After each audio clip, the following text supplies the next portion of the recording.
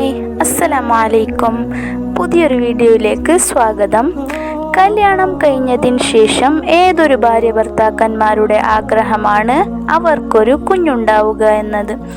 അപ്പോൾ ഞാനിന്ന് പറയുന്നത് കല്യാണം കഴിഞ്ഞ ഭാര്യ ഭർത്താക്കന്മാർക്ക് ഉപകാരപ്രദമാകുന്ന ഒരു ആത്മീയ ടിപ്സാണ്. ഗർഭിണിയായ ശേഷം ഗർഭം അലസിപ്പോകുന്നത് ഒരാൾക്കും സഹിക്കാൻ പറ്റാത്ത ഒരു കാര്യമാണ്. ഇത്തരം വേദനാജനകമായ അവസ്ഥ നമ്മളിൽ പല സഹോദരിമാർക്കും വന്നു ചേർന്നിട്ടുണ്ടാകും. അല്ലാഹു കാക്കട്ടെ, ആമീൻ.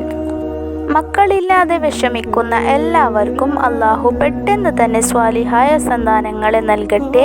പെൺകുട്ടികളില്ലാത്തവർക്ക് പെൺകുട്ടികളെയും ആൺകുട്ടികളില്ലാത്തവർക്ക് ആൺകുട്ടികളെയും നൽകട്ടെ, ആമീൻ. അല്ലാഹു നമ്മുടെ സന്താനങ്ങളെ സ്വാലിഹാക്കി തരട്ടെ, ആമീൻ. ഗർഭിണിയായ ഒരു പെണ്ണിൻ്റെ ഗർഭസ്ഥ ശിശുവിൻ്റെ ഒന്നും സംഭവിക്കാതെ സുരക്ഷിതമായ നിലയിൽ കുഞ്ഞ് വളർന്നു വരാൻ ഗർഭം അലസിപ്പോകാതിരിക്കാൻ ഒരു ആത്മീയ വഴി പറയാം. അള്ളാഹുവിൻ്റെ മഹത്തായ ഇസ്മുകളിൽപ്പെട്ട ഒരു നാമമാണ് യാ മുബ്ദിഉ യാ അല്ലാഹ്. ആദ്യമായി സൃഷ്ടിച്ചവൻ, നിർമ്മാതാവ് എന്നൊക്കെയാണ് ഈ ഇസ്മിൻ്റെ അർത്ഥം.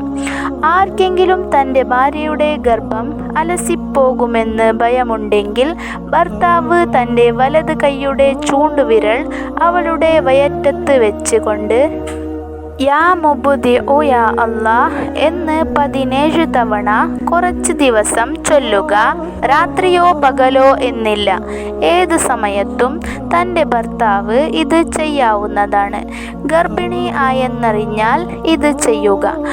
ഇനി ഭർത്താവ് അടുത്തില്ലെങ്കിലോ ഗൾഫിലോ മറ്റും ജോലിക്ക് വേണ്ടി പുറത്തു പോയിട്ടുണ്ടെങ്കിലോ ഭാര്യയ്ക്ക് അവളുടെ വലത് കൈ ചൂണ്ടുവിരൽ വെച്ചുകൊണ്ട് ഈ ഇസ്മ ചൊല്ലാൻ പതിവാക്കുകയും ചെയ്യുക.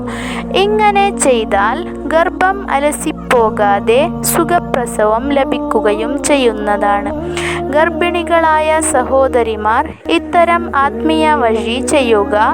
അല്ലാഹു സുബ്ഹാനഹു വ തആല പ്രസവം അടുത്തവർക്ക് സുഖപ്രസവം നൽകട്ടെ.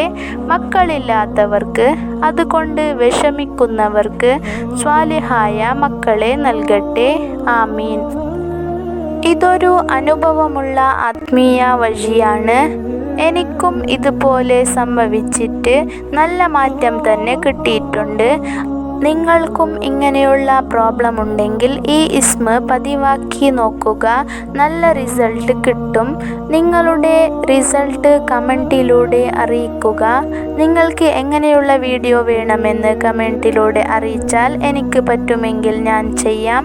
അപ്പോൾ ഇത്രയേ ഉള്ളൂ ഇന്നത്തെ വീഡിയോ ഇഷ്ടപ്പെട്ടാൽ മറ്റുള്ളവരിലേക്കും എത്തിച്ചു കൊടുക്കുക.